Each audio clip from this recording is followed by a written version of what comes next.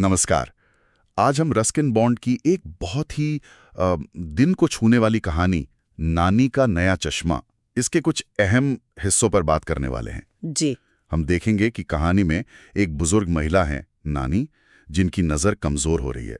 वो दुनिया को कैसे महसूस करती हैं? हाँ। और कैसे एक नए चश्मे की ये जो पूरी यात्रा है वो उनके जीवन को, उनके नज़रिए को बदल देती है। बिल्कुल। और रस्किन बॉन्ड की कहानियों की यही तो खासियत है।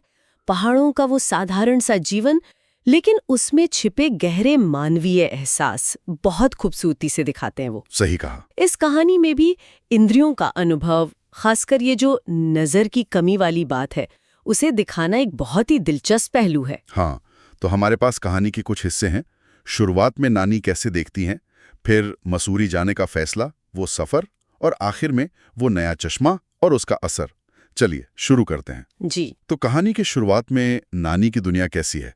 वो साफ तो देख नहीं पाती। हाँ, बिल्कुल नहीं। तो वो क्या करती हैं? दूर नदी बह रही है, उसका शोर सुनती हैं, चीड़ के पेड़ों की महक सूंघती हैं। और अपने नाती मणि, उसे भी वो छूकर या महसूस करके ही पहचानती हैं। हाँ बिल्कुल, जैसे उसके बिखरे बाल या पास आने पर उसकी वो जामुन जैसी आंखें, बस वही पहचान है। उनका जो पुराना चश्मा है वो तो बिल्कुल बेकार है, खरोंचे पड़ी हुई हैं। सब कुछ धुंधला सा है ना। और यहाँ एक बात दिलचस्प है, मतलब लेखक ने कैसे उनकी बाकी इंद्रियों को उभारा है, उनके चरित्र को, उनके माहौल को आवाजों और खुशबू से बनाया है। सही। और वो जो नए चश्मे के लिए उनकी हिचकिचाहट थी शुरू में, शायद वो इसी धुंधली पर जानी पहचानी दुनिया से उनका एक तरह का लगाव था, या शायद बदलाव का डर भी। हाँ, ये हो सकता है।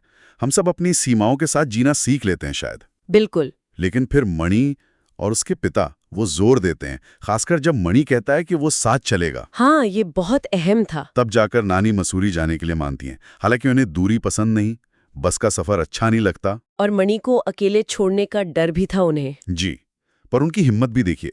कहानी में जिक्र है कि एक दिन पहले ही वो अखरोट के पेड़ पर चढ़ी थी। हाँ। और उनमें वो पैदल चलने का आत्मविश्वास भी है। नैन तक 12 मील।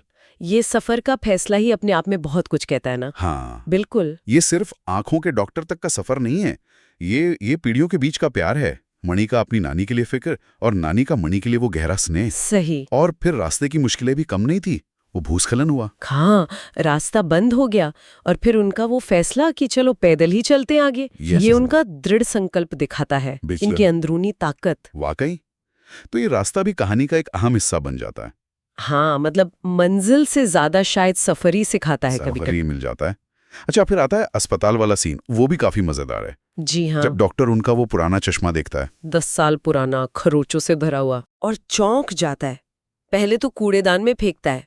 हाँ फिर मजाक में कहता है कि इसे तो अजायब घर भेजना चाहिए। बिल्कुल। और फिर आंखों की जांच होती है, और वो पल आता है। हाँ, जब नानी नए चश्मे से पहली बार मणि को देखती हैं, सालों बाद, एकदम साफ। और वो खुशी से चिल्ला पड़ती हैं, मणि, तुम कितने अच्छे दिखते हो। वो पल वाकई छू जाता है, बहुत भावुक है। और ये भी गौर करने वाली बात है कि जैसे ही उन्हें साफ दिखने लगता है, उनका ध्यान फौरन किस पर जाता है। हाँ बिल्कुल, प्रैक्टिकल चीजों पर। एकदम। मणि के बाल कटवाने हैं, बटन ठीक करने हैं, जूते नए चाहिए, खरीदारी करनी है। सही है। खुशी अक्सर ऐसी छोटी रोजमर्रा की चीजों से झलकती है। जी।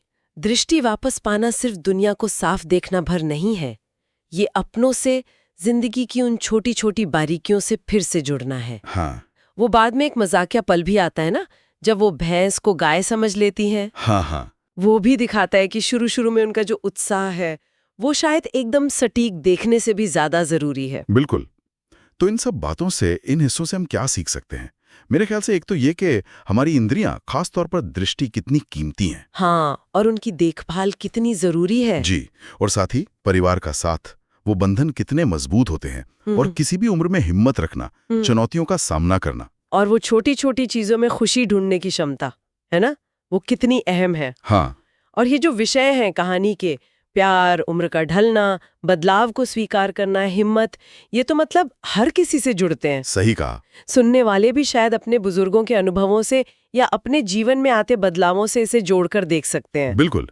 ये कहानी याद दिलाती है कि कैसे कभी-कभी जीवन में बड़े बदलाव एक बहुत छोटी सी चीज से शुरू हो सकते हैं, जैसे यहाँ एक नया चश्मा। हाँ, एक छोटी सी घटना जीवन पे कितना गहरा असर डाल सकती है, ये उम्मीद जगाती है। तो चलते चलते एक सवाल मन में आता है, क्या हम अक्सर अपने आसपास की दुनिया की जो सुंदरता है, जो छोटी छोटी बातें हैं, उन्हें तब तक नजरअंदाज करते रहते हैं जब तक कि हमारी कोई इंद्री, जैसे देखने की क्षमता, कमजोर न पड़ जाए?